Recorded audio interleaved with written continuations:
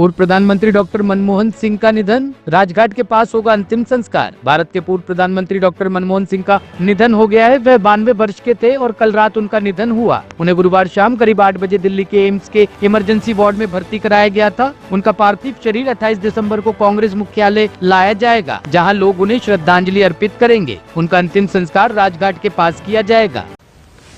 पूर्व प्रधानमंत्री डॉक्टर मनमोहन सिंह जी के निधन ने हम सभी के हृदय को गहरी पीड़ा पहुंचाई है। उनका जाना एक राष्ट्र के रूप में भी हमारे लिए बहुत बड़ी क्षति है। विभाजन के उस दौर में बहुत कुछ खोकर भारत आना और यहां जीवन के हर क्षेत्र में उपलब्धियां हासिल करना, ये सामान्य बात नहीं है।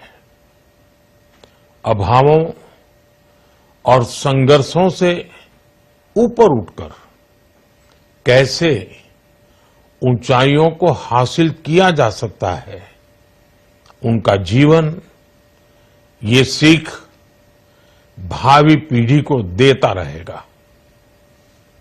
एक नेक इंसान के रूप में, एक विद्वान अर्थशास्त्री के रूप में और रिफॉर्म्स के प्रति समर्पित लीडर के रूप में उन्हें हमेशा याद किया जाएगा।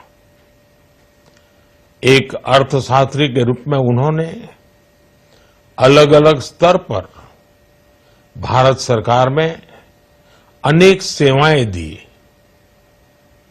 एक चुनौतीपूर्ण समय में उन्होंने रिजर्व बैंक के गवर्नर की भूमिका निभाई।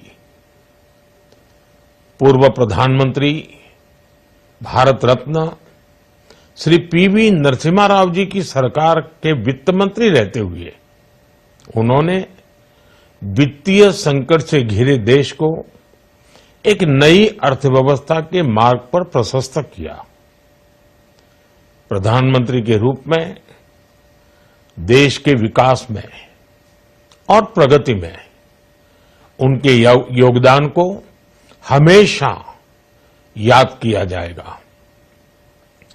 जनता के प्रति, देश के विकास के प्रति उनका जो कमिटमेंट था, उसे हमेशा बहुत सम्मान से देखा जाएगा। डॉक्टर मनमोहन सिंह जी का जीवन उनकी ईमानदारी और सादगी का प्रतिबिंब था। वो विलक्षण सांसद थे।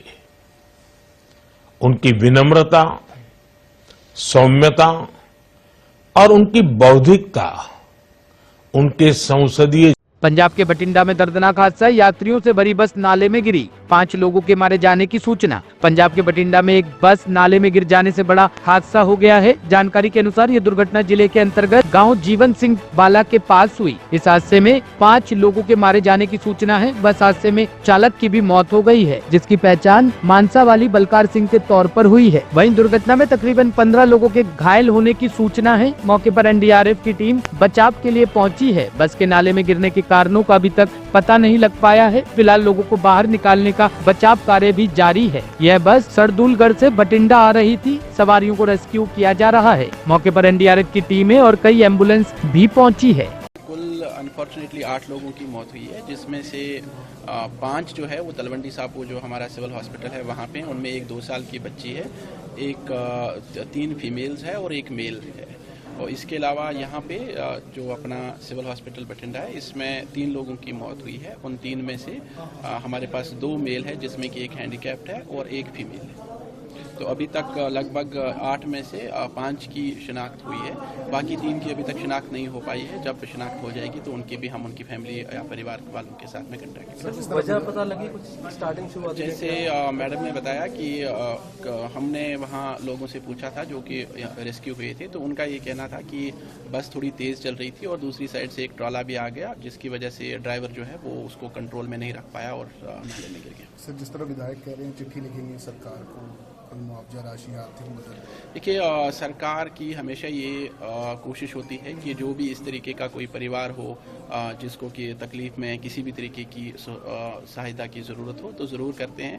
हमने इलाज के मामले में मैंने डॉक्टर साहिबान को बोल दिया है कि 100% जो भी इनका इलाज होगा किसी भी तरीके का वो सरकार की तरफ से हम पे करेंगे। बाकी जो जिनकी डेथ हुई है उनके बारे में भी मैं सरकार के नोटिस में ले आया और अब मुझे उम्मीद है कि किसी भी परिवार को जो किसी तरीके की भी सहायता की ज़रूरत होगी वो हम ज़रूर करेंगे। इसमें जी जो इंसिडेंट आज बड़ा अनफॉर्चुनेट तलवंडी साबो में हुआ है, इसमें टोटल 46 पैसेंजर्स निकाले गए हैं और जो हॉस्पिटल भेजे गए थे तलवंडी साबो सिविल हॉस्पिटल और इधर डिस्ट्रिक्ट हॉस्पिटल, उसमें टोटल 8 डेथ्स कंफर्म हुई हैं और बाकी सारों की सिचुएशन हेल्थ कंडीशन स्टेबल है। कोई लापरवाही पाई गई है? किसकी लापरवाही है? जो जी मौके पे जो स्टेबल पैसेंजर्स हैं उन्होंने बताया कि बस भी स्पीड में थी तो आगे से एक ट्रॉला भी स्पीड में आ रहा था तो जो बस का ड्राइवर है वो भी नहीं संभाल पाया, ऊपर से बारिश भी थी तो जब उनका आपस में टकराव हुआ है तो मतलब बस पलट गई तो उसके बाद वो वहाँ नाले में गिर गई।